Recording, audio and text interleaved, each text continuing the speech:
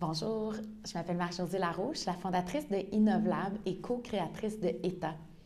Donc, dans cette petite courte vidéo, on va vous parler des catégories. Donc, vous venez peut-être de recevoir votre jeu.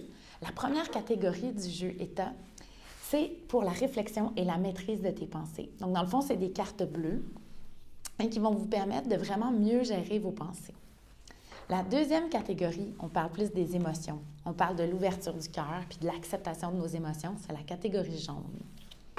On a aussi la catégorie rouge qui nous parle plus de l'écoute puis de la conscience de notre corps. Et on a la catégorie verte, là où on parle de la transformation dans notre milieu de travail. Puis la catégorie rose où on se met au service des gens qui nous entourent. Donc, dans le fond, les essentiels à savoir, c'est que quand vos cartes ont, comme celle-ci, un petit symbole, ça vous renvoie vers le site de innovlab.ca pour que vous puissiez aller chercher plus d'informations, là où on va décrire chacune des cartes. Les cartes ont aussi un petit symbole. Donc, par exemple, c'est comme sur celle-là, pour un bon départ, il y a le chiffre 5. Ça vous invite à passer 5 minutes, dans ce cas-ci, à écrire les choses qui sont, par exemple, ici, dans ce cas-là, pour clarifier notre intention pour la journée. Donc, on vous invite à écrire.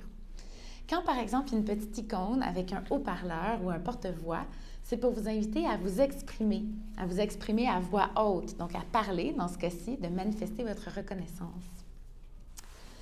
Quand il y a un petit crochet, c'est dans ce cas-là pour vous inviter à planifier votre horaire et vous assurer que, par exemple, vous mangez vos 3 repas par jour, dans ce cas-ci. S'il y a une petite fleur de lotus, c'est pour vous inviter à prendre du temps, à bouger, à prendre un moment où vous activez votre corps. Et vous respirez mieux, par exemple.